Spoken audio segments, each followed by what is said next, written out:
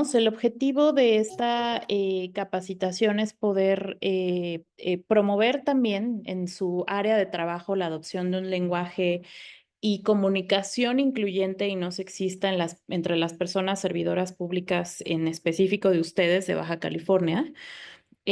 Para esto comenzaremos desde los básicos, ¿no? O sea, justo nosotros como personas, nosotros como personas llegamos aquí porque antes, desde hace mucho tiempo, aprendimos a caminar, ¿no? Y ya después aprendimos a comer y empezamos como a hacer varias cosas.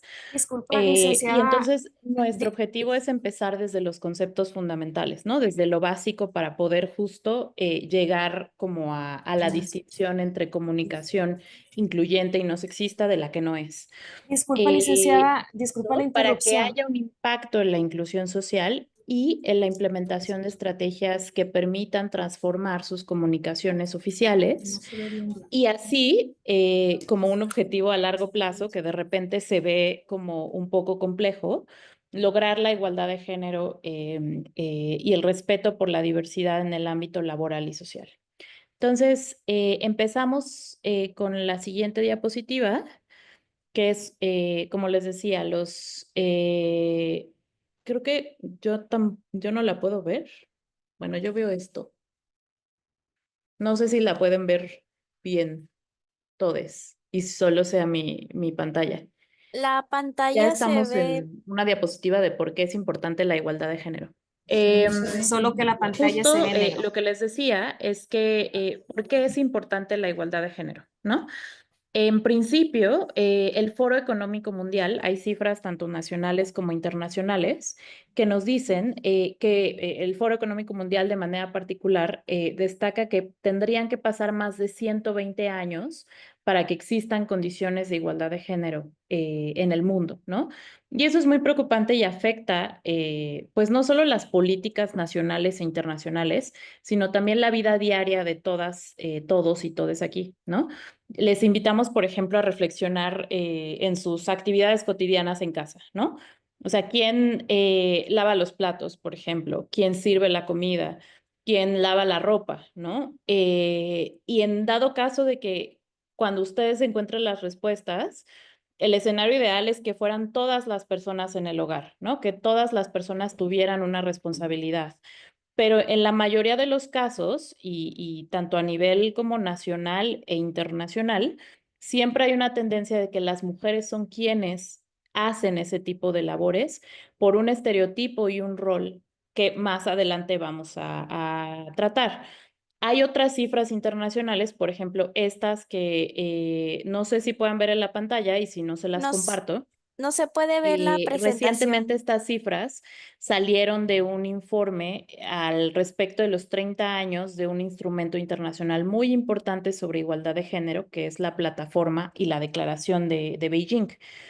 Algunas cifras son que el 9.8% de las mujeres y niñas a nivel mundial están en pobreza extrema al día de hoy. Y si bien esa es una cifra, no es una cifra pues más del 50%, es solo el 9%.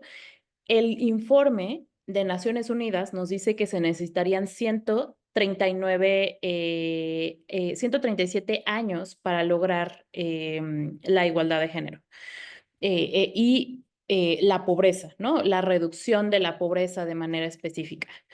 Hay otras cifras internacionales. Ahorita. Sí, y mientras, si quieren, puedo seguir y por supuesto la presentación se les va a compartir a todas y todos ustedes para no Ah, perder ok. que es valioso. Ok. Como les decía, hay cifras de pobreza que son complejas y hay también cifras de violencia contra las mujeres. Hoy en día hay 1 de cada 8 mujeres y niñas de entre 15 y 49 años que han sido víctimas de violencia sexual y o física por parte de su pareja.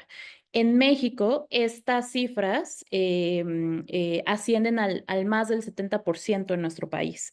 Entonces, eso es muy alarmante, ¿no? Es muy alarmante y, por ejemplo, les invito a reflexionar a todas las mujeres que estamos aquí o a todas las personas que así se identifican. Cuando nosotras salimos a la calle, y esto lo veo con personas muy cercanas, con mi pareja, por supuesto, y platicando, quien tiene miedo a salir de noche soy yo, ¿no? porque yo no sé si voy a regresar a mi casa, yo no sé si voy, si mi vestimenta va a provocar a alguien por el solo hecho de ser mujer, ¿no? Y eso es lo que vivimos las mujeres día a día, ¿no? Otra cifra de manera especial es que la cifra de matrimonios infantiles, ¿no? A nivel internacional. Si bien esta disminuyó al 24.1% en 2023, perdón, al 18.7% en 2023, a este ritmo las niñas seguirán casándose hasta 2092.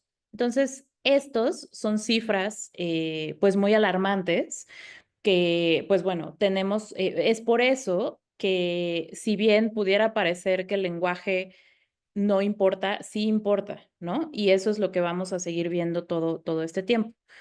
Otros de los conceptos fundamentales, y ya me voy a ir rápido para que Sebastián pueda intervenir, son los conceptos de igualdad, de género y algunos asociados, ¿no? Es importante aquí que todas y todos sepamos que la igualdad es un principio básico. En principio es un derecho, o sea, la igualdad, si ustedes ven todos los convenios, algunos convenios internacionales de derechos humanos y otros instrumentos que si bien no son vinculantes, apoyan, como la Declaración Universal de los Derechos Humanos de 1948, esto está establecido como un derecho humano, ¿no?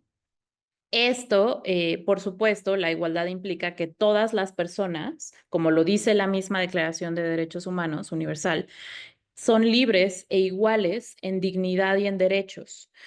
Y desde una perspectiva de derechos humanos, la igualdad reconoce que todas las personas tenemos distintas condiciones, ¿no? Aquí todas y todos y todes nos podemos identificar desde una manera distinta, de acuerdo con nuestros contextos, nuestras necesidades, etcétera. Entonces, esto no solo es como un invento que viene de la declaración, sino que también está establecido en normativa internacional que México está obligada a cumplir, ¿no? Ahí, por ejemplo, pueden ver que la CEDAW, que es nuestra Convención Internacional de Derechos de las Mujeres de Naciones Unidas, u otras, como la Convención de todas las formas de discriminación racial o la Convención de los Derechos de las Personas con Discapacidad, establecen que la igualdad es un imperativo. Y esto no solo está en estos compromisos internacionales, sino también en nuestra Constitución en el artículo 1. Nosotras, como personas servidoras públicas, estamos obligadas a poder proteger los derechos de las personas. Y proteger los derechos de las personas incluye que también nuestras comunicaciones como personas servidoras públicas sean de una manera incluyente y sean no sexistas, porque entonces estaríamos discriminando a las personas, ¿no? De manera general. Otro concepto importante en este aspecto es el género, lo que decíamos antes, ¿no? De por qué las mujeres continuamente lavan los platos, por qué las mujeres lavamos los trastes y por qué a veces los roles no son al revés, ¿no? O que todas las personas puedan compartir los roles, ¿no? El género, entonces, es visto como una construcción social y cultural, que entonces define lo que pueden hacer las mujeres o lo que deberían hacer las mujeres y lo que deben hacer los hombres, ¿no? El sexo es muy importante no confundirlos porque no son sinónimos. El sexo solo son características biológicas y físicas. Lo que te hace biológicamente ser mujer y lo que te hace biológicamente ser hombre. Y también hay otros asociados como los estereotipos de género, los roles de género, que, por ejemplo, los roles de género, que ahorita va a haber una diapositiva, son mi rol o los roles de las mujeres como madres, ¿no? Y entonces el estereotipo de ese rol de la mujer como, de las mujeres como madres es que las mujeres, el estereotipo, tienen que ser cuidadoras, tienen que ser dulces, ¿no? De acuerdo a esta concepción social. Pero es una concepción social errónea, ¿no? Porque las mujeres y los hombres pueden hacer lo que quieran ser, ¿no? Y incluso las personas que no se identifican como tal, aunque nacen biológicamente como tal, ¿no? Entonces, para ello es muy importante que nuestro actuar como personas servidoras públicas incluyamos la perspectiva de género, que es una herramienta para identificar estas desigualdades promoviendo la igualdad sustantiva. Esta la perspectiva de género incluye que nosotras como personas servidoras públicas no solo identifiquemos, por ejemplo, pues aquellas roles y estereotipos que discriminan a mujeres y a hombres, porque también los estereotipos afectan a los hombres, ¿no? O sea, como generalmente se tiene la creencia que los hombres son fuertes y no pueden llorar, ¿no? Y eso afecta a los hombres en sus sentimientos, los afecta en su vida propia, ¿no? Porque los limita. Y entonces, además de eso, tenemos que tener como una perspectiva interseccional, que la interseccionalidad es cómo analizamos las diversas formas de discriminación y desigualdad que se entrecruzan, ¿no? Aquí ya es como un nivel más, no solamente es como las discriminaciones que viven las mujeres y los hombres por ser mujeres y hombres, sino también las mujeres que también tienen otra, como digamos, otro factor que, por las cuales pueden ser discriminadas, ¿no? Como las mujeres que son indígenas y que al mismo tiempo pueden tener una discapacidad y que son migrantes, ¿no? O sea, esos factores que se entrecruzan pueden dar lugar a más factores de discriminación y es lo que no queremos, ¿no? Lo que queremos es la igualdad. Es muy importante aquí diferenciar entre igualdad y equidad. Es muy común que las personas en el servicio público y en la sociedad se confundan estos dos conceptos, pero no son lo mismo, ¿no? Incluso comités internacionales de derechos humanos le han pedido a México borrar todas las políticas que incluyan la palabra equidad, porque se confunden. La equidad es un concepto de justicia que también incluye pues, digamos, como la consideración de las desventajas de cada persona para, pues, digamos, ponerlas en una situación igual. La equidad para mí, y yo la entiendo mejor cuando pienso en una acción afirmativa, ¿no? Por ejemplo, en el Senado, ¿no? O en las legislaturas, ¿no? Cuando se meten todas estas cuotas de paridad para que las mujeres estén al mismo nivel que los hombres, esa es una acción afirmativa y por lo tanto es una acción que tiene que ver con la equidad. Pero cuando pensamos en igualdad, quiere decir que desmontemos todas esas prácticas que ya comentamos, que son los estereotipos, los roles, las desigualdades estructurales, y que no quepa una duda que si bien las mujeres puedan estar como al mismo nivel en el legislativo, las mujeres también en ese mismo nivel no tienen que sufrir violencia, discriminación, tienen que tener salario igual. Eso es la igualdad en realidad. Y la igualdad es un concepto de derechos humanos. Por eso se prefiere la igualdad. Y no es que la equidad esté mal, pero la equidad entonces tenemos que verla como un paso hacia la igualdad. Es un escalón antes, pero lo que queremos es la igualdad porque la igualdad es un derecho humano y es a lo que nosotras estamos obligadas como personas servidoras públicas a cumplir. Ya acabando, si me pasan la siguiente, por favor. La siguiente es como un pequeño esquema de los roles de género, que eso ya lo vimos ahorita y prefiero pasarme a la otra, del lenguaje incluyente, ¿no? Que lo que queremos es un lenguaje incluyente, porque como les decía, hay que considerar que muchas personas o todas las personas tenemos contextos distintos y un lenguaje incluyente nos puede evitar o ayudar a evitar expresiones que discriminen a cualquier persona, ¿no? Aquí ya no estamos hablando y creo que el tema se ha hecho más complejo, pero más inclusivo, de no, o sea, no solamente como virar hacia no discriminar a las mujeres por el solo hecho de ser mujeres, sino discriminar a todas las personas, ¿no? Incluyendo a las personas de la diversidad sexual, a las personas con discapacidad, a las personas de pueblos indígenas, ¿no? O sea, eso verdaderamente nos va a llevar a un lenguaje incluyente. Y como dice aquí, el lenguaje incluyente, en diferencia del lenguaje neutro, busca incluir a todas las identidades, ¿no? ¿Y por qué esto también es importante a la luz del contexto nacional? Porque, como ya les decía, nuestra Constitución prohíbe cualquier tipo de discriminación. También tenemos una ley general para la igualdad entre mujeres y hombres, que esa ley impulsa el lenguaje no sexista y la eliminación de todos los estereotipos. Instrumentos internacionales, como ya les decía, la CEDAW, hay una convención regional que es la Convención de Belém do Pará, creo que es la siguiente diapositiva, por favor. Eh, promueven la importancia de una comunicación incluyente y más ahora que por primera vez en 200 años tenemos una mujer presidenta y eso es muy aparte de cualquier partido político, posición política. Aquí no estamos hablando de política, ¿no? Lo que estamos hablando es de hechos y lo que estamos hablando es que la primera vez en 200 años tenemos una mujer presidenta y la mujer presidenta que tenemos ha hecho discursos en nombrar a las mujeres con A, ¿no? Ustedes seguramente han visto que en la mañanera le han dicho como, ah, sí, presidente, ¿no? O sea, o la han nombrado como hombre, ¿no? Y ella ha dicho, sí, presidenta con A porque soy mujer, porque si no me nombran con A, quiere decir que no soy visible, ¿no? Incluso también es muy curioso porque pues ella asume como la titularidad o la comandanta suprema de las Fuerzas Armadas, ¿no? Y eso es una visión que se ha transformado, ¿no? Porque generalmente todo el tema de guerra se ha ido, es un tema muy masculino, ¿no? De guerra, del ejército, de lo militar, siempre ha sido cotidianamente masculino. Y el hecho de que se le nombre como comandanta suprema, eso da mucho peso y eso quiere decir mucho, ¿no?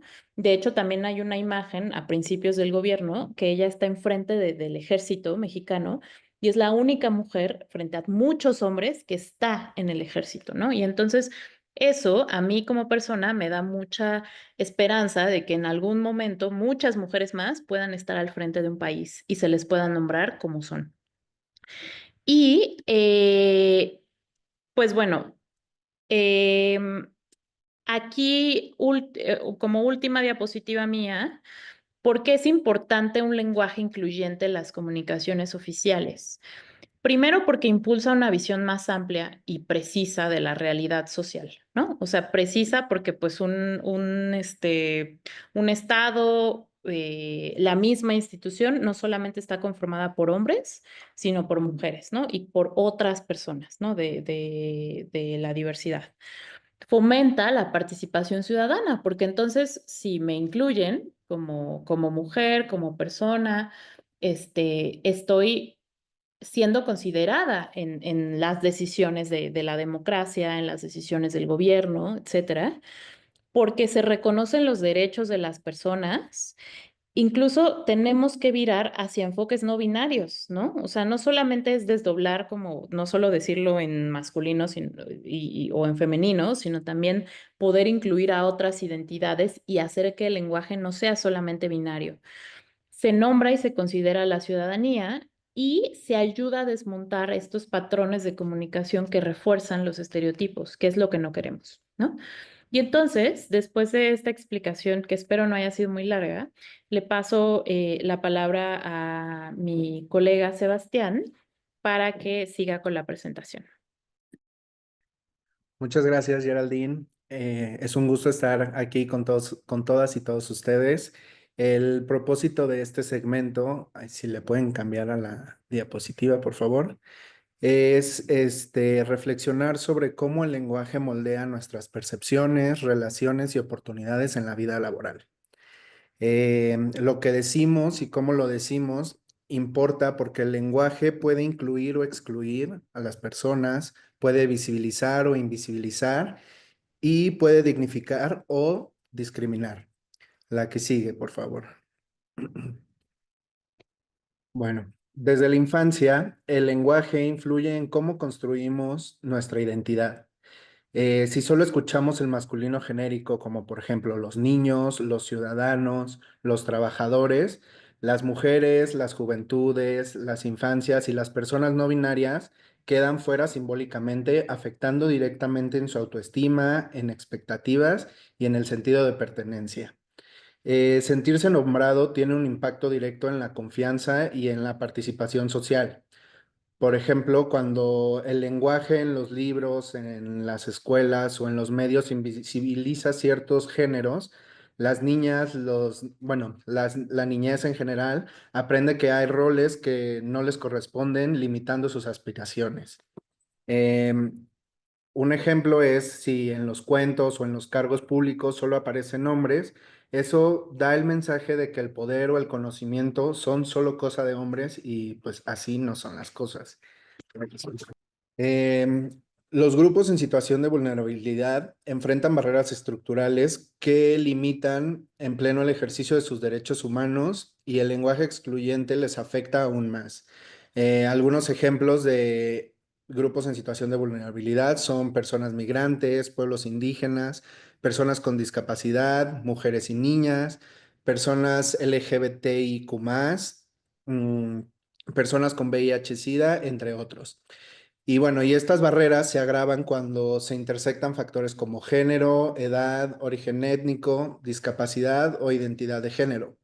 Por eso es sumamente fundamental tener una mirada interseccional y con perspectiva de género para atender sus necesidades específicas y promover políticas públicas que eliminen estas barreras. La siguiente, por favor. Bueno, algunos datos hacen que la subrepresentación sea una realidad. En libros escolares y en la literatura infantil predominan los personajes masculinos. Un ejemplo claro que tenemos es el informe de Global Media Monitoring Project del 2020, en el que dice que solo el 24% de las personas mencionadas en las noticias son mujeres. Otro análisis realizado por la UNESCO y ONU Mujeres encontró que todavía en muchos países de América Latina, los documentos gubernamentales y legales todavía emplean masculinos genéricos de forma predominante. Y también una encuesta del CONAPRED dice que en México más del 70% de las mujeres jóvenes dijeron sentirse mejor representadas cuando se utiliza un lenguaje que las nombra explícitamente. Y bueno, pues estos datos nos demuestran que el lenguaje refleja y reproduce las desigualdades. Y bueno, en esta diapositiva vemos que hay tres movimientos sociales que han sido beneficiosos para esto del lenguaje incluyente. Tenemos, por ejemplo, el movimiento feminista, que desde la segunda ola del feminismo, este movimiento ha cuestionado el uso del masculino genérico. Y pues gracias a este movimiento hoy podemos hablar de violencia de género, de micromachismos, de sororidad y entre muchas otras expresiones. Nombrar lo que antes no se decía ha sido un paso fundamental para visibilizar injusticias y lucha por la igualdad. Por su parte, el movimiento de las personas LGBTIQ+, bueno, el movimiento de las personas LGBTIQ+, ha revolucionado para reconocer identidades que antes han sido ignoradas, ya que nombrar es una forma de existir. Y por su parte, el movimiento por la discapacidad lo que ha hecho es promover la dignidad y rechazar etiquetas peyorativas y deshumanizantes, lo que hace que el término correcto es persona con discapacidad, haciendo que el lenguaje se centre en la persona en lugar de solo centrarse en la condición de la persona.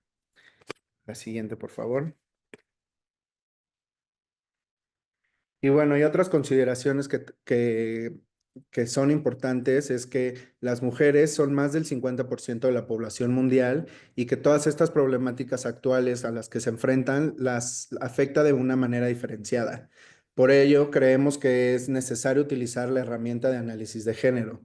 También es fundamental trabajar desde una perspectiva de derechos humanos para no retroceder en los derechos ganados, ya que actualmente nos encontramos como en un contexto global en el que movimientos de ultraderecha están como invisibilizando los derechos ya ganados de las mujeres, haciendo que se tengan como varios retrocesos en diferentes frentes.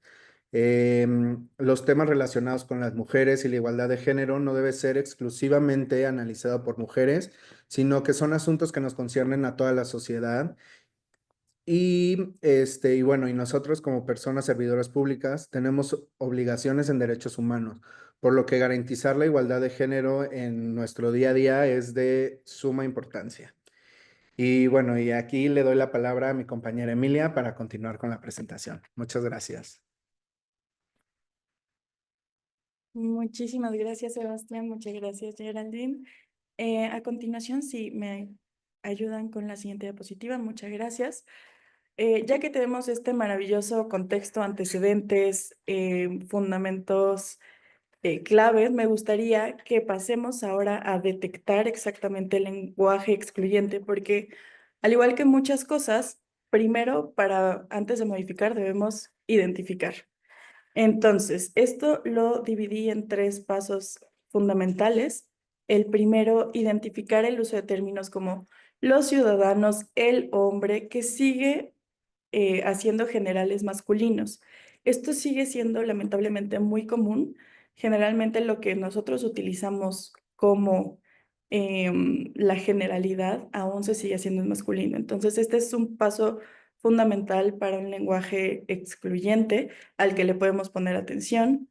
Otro sería observar si se emplean solo masculinos cuando también nos referimos a mujeres. Esto pasa aún, por ejemplo, con, bien lo nombraba hace un momento Geraldine, presidente, ¿no?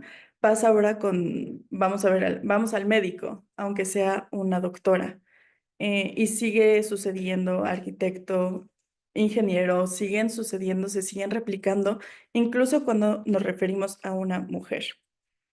Otra cosa muy importante de identificar son frases que asignan roles tradicionales a cada género. Esto lo comentaba también con los estereotipos, es decir, las mujeres cuidan, los hombres deciden. Esto se refiere a que ya no nada más nos estamos enfocando en lo lingüístico, sino también en la carga de ese lenguaje, con sesgos, con estereotipos, etcétera. Y por último, es muy importante verificar si hay grupos no mencionados en este discurso, como pueden ser personas no binarias, personas trans de comunidades diversas. Y una vez que ya tenemos eso identificado, es importante preguntarnos a quién se nombra explícitamente en el texto, en el lenguaje, en el discurso, y quién queda invisible por el mismo. Esto puede pasar, por ejemplo, em, como lo decíamos, ¿no? Los jefes. ¿Quién queda lejos? Pues todos aquellos que no son masculinos. Y al haber identificado esto, creo que es importante sustituir esos sustantivos masculinos. Eso lo podemos hacer como ejercicio mental por sus equivalentes femeninos para detectar si hay incoherencias o sesgos. Es decir, si el presidente se puede imaginar fácilmente, pero la presidenta suena forzado, a ella tiene una carga sexista o de estereotipos preconcebida que podemos modificar con este lenguaje. Perfecto. Ejemplificando lo anterior, para evitar usos masculinos genéricos, que son los más implementados, podemos modificar el todos por todas las personas. Niños, infancia son la niñez, maestros, el cuerpo docente. Es decir, aquí hay muchos sinónimos que podemos incluir a todas las personas, que es lo que buscamos, ¿no? Dignificar a la persona, pero también que todos quepan en este lenguaje. Y al mismo tiempo, mujeres, nómbrense porque estamos llegando por primera vez después de muchos años a posiciones donde históricamente, estructuralmente, nos tomó mucho tiempo llegar. Como bien lo mencionaban, la primera mujer presidenta en 200 años. Entonces es importante que por lo menos en este primer paso se mencione como tal. Si eres arquitecta, si eres ingeniera, si eres presidente, si eres jefa de departamento, si eres directora, por favor, nómbrate, y eso ya está cambiando las estructuras, ya está siendo parte del cambio. La siguiente, por favor. Perfecto. Aquí es muy importante, antes de avanzar, entender la diferenciación entre ideología de género y la perspectiva de género, porque una es muy diferente de la otra y a veces son utilizadas como sinónimos al no ser cuestionadas. El primer término, ideología de género, se utiliza por ciertos sectores, principalmente para desacreditar los esfuerzos por la igualdad y los derechos de las diversidades sexuales y de género. Esto, como bien dice ahí, no tiene ninguna base científica y busca generar desinformación.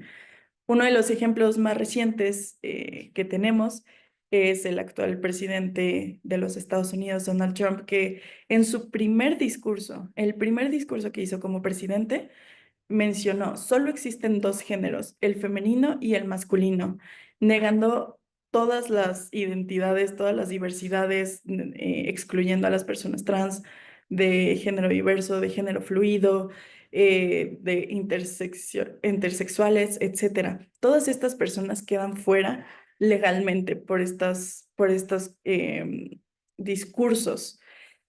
Y esto no solamente, bueno, no solo es terrible, también es un retroceso muy significativo para los derechos humanos, porque al dejar a grupos que ya de por sí estaban en situación de vulnerabilidad aún más vulnerados a ni siquiera ser contemplados, a invisibilizarlos de una manera legal desde el titular del Estado, pues contradice no solo consensos internacionales, sino también es un ataque a a la dignidad y a la igualdad.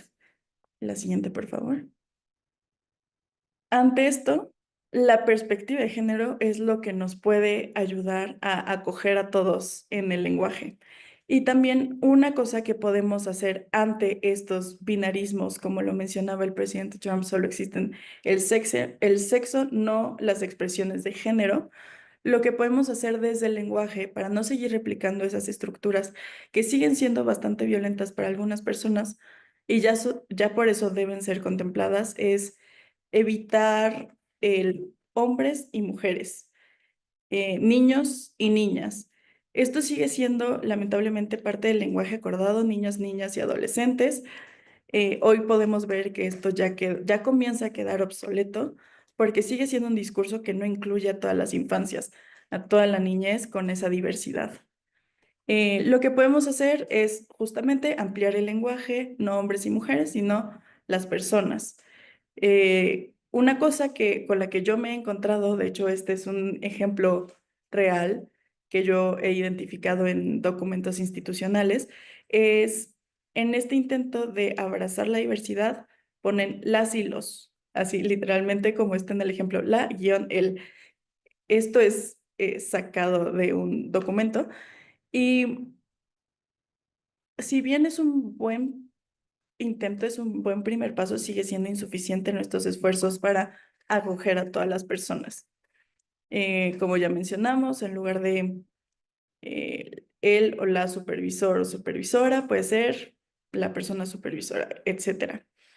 Esto también visibiliza, bien lo decía Sebas, así como puede excluir, puede incluir, y es lo que buscamos con el lenguaje y con las estructuras sociales que eso conlleva.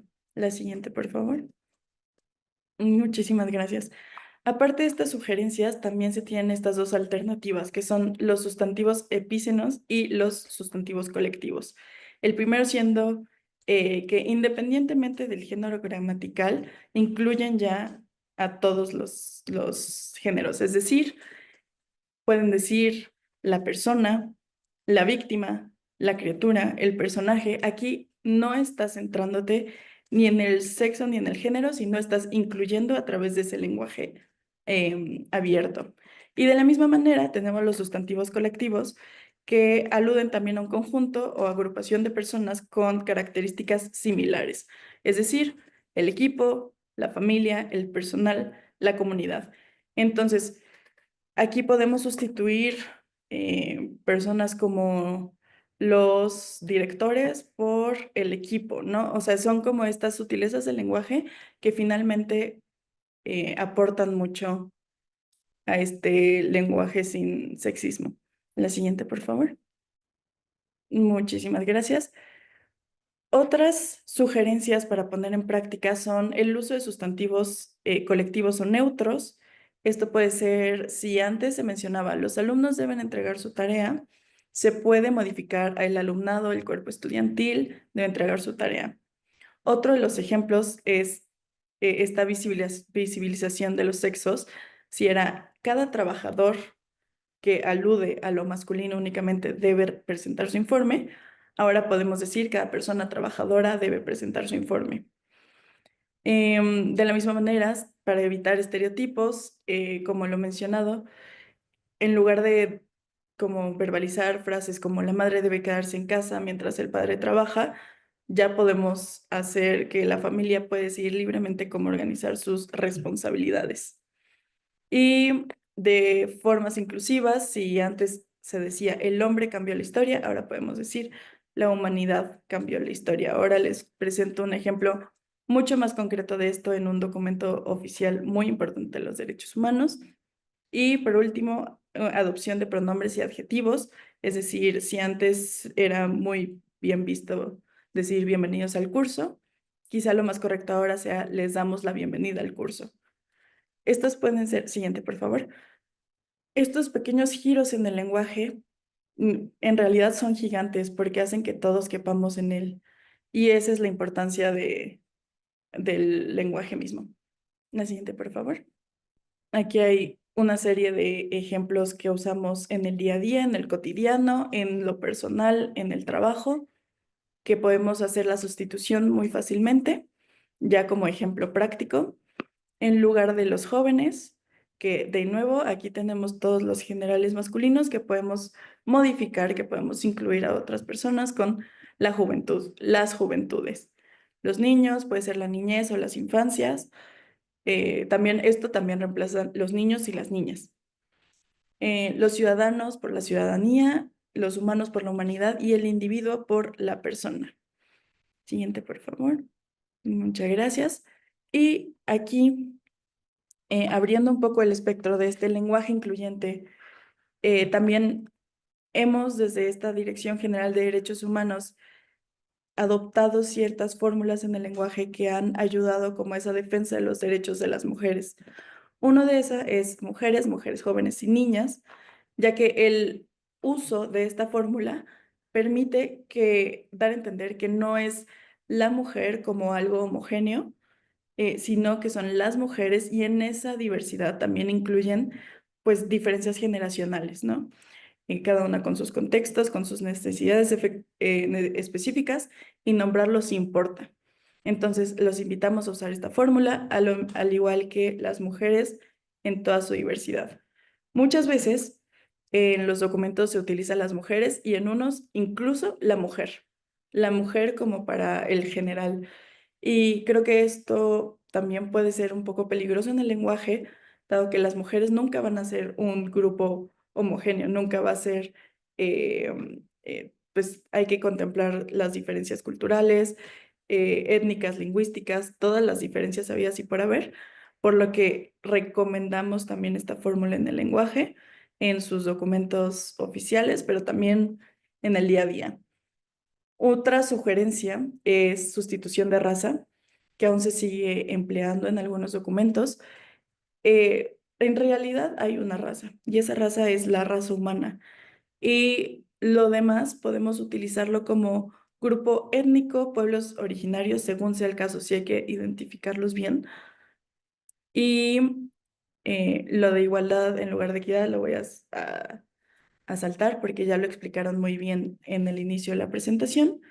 Y el término sensibilización de género, profesionalización, también los invitamos a cambiarlo por profesionalización, ya que el primer término puede implicar un enfoque subjetivo, voluntario, y el otro ya como un compromiso institucional estructural para que se utilice igualdad de género en todos los niveles. Siguiente, por favor. Muchísimas gracias. Y bueno, ya hablamos nosotros desde la Secretaría de Relaciones Exteriores, nos dio mucho gusto compartir con ustedes, pero lo que más gusto nos va a dar es que ustedes nos compartan a nosotros, ¿no? Entonces, lo que nos gustaría ahora es escucharles, abrir el espacio a cada una de las personas participantes. Ahora les comento la actividad. No sé si recuerdan que yo les dije que había un documento muy importante de derechos humanos que fue modificado con este lenguaje inclusivo y no sexista, y esa es la Declaración Universal de los Derechos Humanos de 1948, que tuvo dos hitos fundamentales en la historia, que ambos acuñados por mujeres en el lenguaje. La primera mujer es Hansa Mehta, que modificó: todos los hombres nacen libres e iguales, a todos los seres humanos nacen libres e iguales. No sé si alguien recuerda, pero en su momento la Declaración Universal de los Derechos Humanos solía ser la Declaración Universal de los Derechos del Hombre. ¿Y qué pasaba? muchas veces se decía, es que hombre incluye a todas las personas, pero no, y a veces sí y a veces no. Entonces, al excluir del lenguaje, al invisibilizar a todos los demás grupos, estás vulnerando sus derechos humanos. Hansa Mehta fue quien logró todos los seres humanos nacen libres e iguales. Otro caso emblemático es Bodil Gertrup, ella danesa, participó también en este cambio fundamental del lenguaje en derechos humanos y en esta misma declaración hizo la modificación de todos a toda persona. Esto es fundamental también porque lo mismo, habían casos muy particulares donde mujeres querían hacer defensa de sus derechos humanos y encontraban como barreras significativas por el mismo lenguaje y ampliarlo de esta manera lo que hace es, uno, que se proteja, que se dignifique y bueno, que en general lo sabemos muy bien, el lenguaje sí moldea sociedades y lo que queremos hacer es que sean sociedades más justas, equitativas y donde quepan todas las personas. Entonces, habiendo hecho todo esto, me gustaría más bien abrir el espacio. Este aún me parece no es el espacio de preguntas y respuestas que con mucho gusto vamos a abrir también para todas sus dudas, pero más bien este espacio me gustaría que fuera un intercambio con todos los presentes para que nos compartan sus experiencias, puede ser desde lo institucional, desde su experiencia como servidores públicos o como experiencia personal, a lo mejor puede ser yo de chiquita me sentí excluida porque decían todos los niños al patio y yo no me cabía ahí. O sea, puede ser absolutamente lo que sea de ejemplos de cómo este lenguaje también ha modificado o ha tenido cierto impacto en su vida. Así que les cedo el micrófono. Quizá también un poco para ver como los comentarios que han estado en el chat. Justo nos preguntaban sobre que alguien diga que solo existen dos géneros genera desinformación y no tiene base científica. Pues en realidad justo lo que les comentábamos en el chat es que finalmente el género es una construcción social y pues digamos por eso en principio no es adecuado no decir que no tiene base científica ni algo. Y también, como ya lo decíamos, o sea, si bien hay, o sea, habemos personas que nacemos como hombres o como mujeres, hay personas que no pueden identificarse como tal, ¿no? O sea, si una persona nace como mujer, puede no identificarse así y es válido, ¿no? Aquí lo que a nosotras como personas servidoras públicas estamos obligadas es a respetar esa decisión porque en realidad es una decisión personal y es algo que está amparado por nuestra Constitución. No tiene que haber ningún tipo de discriminación a cualquier persona. O sea, esa es como la base más importante, justo como seguramente aquí hay muchas personas abogadas y en la famosa pirámide de Kelsen, pues la Constitución es ley suprema. Em, y también lo que nos comentaba José o nos preguntaba José de la base legal al tema del lenguaje incluyente, pues es justo la misma Constitución. Y como lo decíamos al inicio, la Ley General para la Igualdad entre Mujeres y Hombres también pues impulsa el lenguaje incluyente, ¿no? Y también sí, o sea, digamos como los tratados internacionales también están a la par o también apoyan el lenguaje o el marco jurídico nacional y es importante que México cumpla estos tratados internacionales, pues también hay un mandato de tratados internacionales como la Convención sobre la Eliminación de todas las formas de discriminación para no discriminar a las mujeres por cuestiones de género, ¿no? Esa es una parte, pero también hay otro tipo de tratados, como ya lo decíamos, para la eliminación de la discriminación racial, para los derechos de las personas con discapacidad, que también mandatan la no discriminación hacia estos grupos específicos, ¿no? Entonces, vemos como más mensajes en el chat. que Benito nos dice, las palabras mencionadas por usted son difíciles de aplicar en la elaboración de demandas ante los tribunales, porque es necesario en ocasiones referirse a ella o a él tratándose de caso en concreto, transcribir textualmente lo dicho por la regular por el hombre cuando se trata de custodias de violencia familiar. Es correcto, Benito. Justamente yo no soy abogada, pero justamente en algún momento nos hemos encontrado acá en Cancillería con textos de este tipo. Es importante también destacar que el derecho pues no es necesariamente o está construido sobre una base misógina también. Y eso es una realidad, ¿no? El derecho por mucho tiempo ha limitado los derechos de las mujeres en muchos aspectos, sino hasta que ha habido pues, diferentes cambios en normativas, y ustedes lo saben más que yo, por supuesto, por mucha gente debe ser abogada aquí. Pero lo más importante es destacar que el derecho se hizo sobre una base machista, ¿no?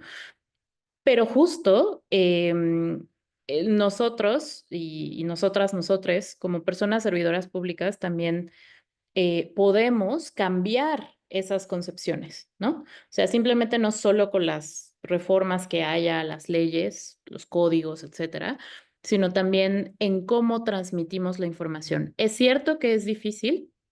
Y por ejemplo, lo que dices que en ocasiones se tienes que referir a él o a ella, está bien, ¿no? O sea, si hay que hacerlo así, está bien, pero se pueden identificar otras partes del texto jurídico, de las demandas, de lo que haya que hacer, justamente para nombrar como a las personas como tal. Por ejemplo, si la demanda incluye a una persona que no se identifica con el sexo biológico con el cual nació, pues también es importante que la demanda lo diga, ¿no? O cualquier texto jurídico, y eso es importante que nosotras como personas servidoras públicas estemos conscientes de que podemos hacer ese cambio, ¿no? Si bien las leyes son importantes, nosotras como personas servidoras públicas podemos generar un cambio, aunque sea chiquito, ¿no? Pero en esos textos se puede generar un cambio a través de la conciencia, ¿no? De que hay cosas que podemos cambiar, si bien no todo, porque pues, es cuestión jurídica, pero hay personas hay cosas que sí se pueden cambiar de estos textos y es lo que pues tratamos de transmitir, ¿no? Eso es por la parte legal, pero también como por la parte institucional. Nosotras como personas servidoras públicas todo el tiempo hacemos oficios, ¿no? O sea, ¿qué persona de aquí no ha hecho un oficio los últimos 3 días, ¿no? Por ejemplo, ¿no? Y en los oficios se puede hacer también un cambio en cómo nos comunicamos con las otras áreas, con otros gobiernos, con dependencias, etcétera. En ese tipo de cuestiones también se pueden hacer cambios. No sé si Sebas y Emi también quieran aportar.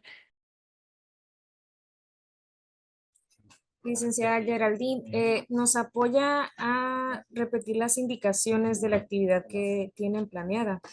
Igual si se pudiera hacer por medio del chat, digo, si hay personas que quieren participar pero no quieren hacerlo También por creo medio que de hay una audio. pregunta de Eric del Sí, derecho al acceso al agua, que es un derecho universal.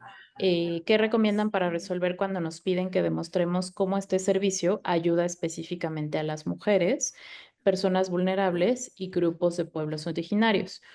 El derecho al agua sí, y responde Cristina, el derecho al agua sí, considerar que el uso y manejo de administración del agua es diferenciado. Justo. En eso, o sea, si quieres, Eric, podemos también mandarles como lecturas complementarias, porque eso también ya es como algo muy específico. Pero creo que lo que se puede hacer en el caso del derecho al acceso al agua o del derecho a la vivienda o incluso del derecho a la salud es siempre como allegarnos de cifras, ¿no? De cifras tanto nacionales como internacionales, porque justo ahí se puede ver específicamente cómo pues el acceso a los derechos en muchas ocasiones no es el mismo, ¿no? Yo ahorita, pues, no sé, cómo pienso en el derecho al acceso a la justicia, ¿no? O al acceso a la justicia como tal, pues es diferenciado, ¿no? O sea, en muchas ocasiones y lamentablemente las mujeres son cuestionadas cuando van a denunciar, ¿no? Porque seguramente se les dice, ¿por qué? Pues seguramente te pasó eso porque estabas vestida así, porque saliste de noche, porque eso, cuando un hombre pueden no decírselo, ¿no? Entonces eso es como una reflexión de por qué el acceso a ese derecho o a ese servicio es diferenciado para las mujeres. En el caso del derecho al agua, seguramente debe haber cifras estatales en cómo pues las mujeres no necesariamente acceden a este derecho porque están, por ejemplo, se me ocurre en situación de mayor vulnerabilidad, porque probablemente ni siquiera por esta situación de vulnerabilidad puedan acceder a agua potable específicamente, ¿no? Porque los niveles de pobreza de las mujeres son más amplios que los de los hombres, ¿no? O sea, creo que ahí sirve mucho a llegarse a otro tipo de factores para efectivamente demostrar que este derecho no es de acceso parejo para todas las personas y no solo para las mujeres, sino como dices, para personas en situaciones de vulnerabilidad y para pueblos indígenas de manera particular. En el caso de los pueblos indígenas, pues el acceso al derecho al agua pues ha sido un tema, ¿no? Sobre todo en otros estados, y también pues porque también la relación de los pueblos indígenas con todo el entorno natural es distinta, ¿no? De las personas de las que no nos consideramos de los pueblos indígenas, pero su concepción, o sea, creo que también aquí entra un análisis, pues no solo jurídico, sino también un análisis incluso sociológico, ¿no? De cuál es la cosmovisión de los pueblos indígenas de manera particular y cuáles son las necesidades de personas que no somos indígenas, ¿no? Creo que también eso entra en el análisis y como bien dice Cristina, la administración y el manejo de agua es diferenciado, ¿no? Incluso, pues para las mujeres en este patrón o estereotipo que se pone a las mujeres para lavar, para cocinar, el uso del agua es mayor de las mujeres y sin embargo puede ser como más difícil acceso para muchas por las situaciones de vulnerabilidad que tienen. Y aquí justo entra el análisis de la interseccionalidad, ¿no? Como lo decíamos al inicio, ¿no? O sea, ver efectivamente las poblaciones de mujeres que tienen más factores de discriminación y que ahí entra justo el análisis más amplio, ¿no? O sea, más allá de que la persona sea mujer, ¿qué más puede indicarme que esa persona tiene otros niveles de discriminación, ¿no? De dónde vive, si es mujer indígena, si es mujer con discapacidad, todo eso es parte del análisis para justo, pues poder pues acreditar, ¿no? Que para las mujeres es más difícil o para pueblos, otros poblaciones en situaciones de vulnerabilidad.